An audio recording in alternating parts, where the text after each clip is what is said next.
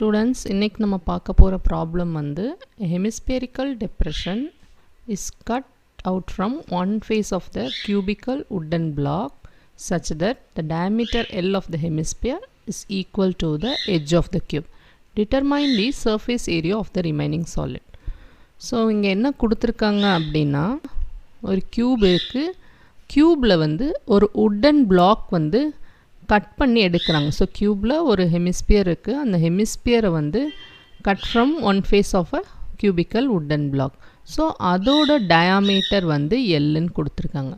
So இங்கே வந்து side of the cube is given as L. ஏன்னா டயாமீட்டர் ஆஃப் த ஹெமிஸ்பியர் எல்லுன்னு கொடுத்துருக்காங்க. ஸோ டயாமீட்டர் வந்து அந்த சைட்லேருந்து எட்ஜஸ் ஃபுல்லாக ஆக்குப்பை பண்ணியிருக்கிறதுனால ஹெமிஸ்பியரோட diameter will be considered as the side of the cube. So diameter L ன்னு கொடுத்துருக்கிறதுனால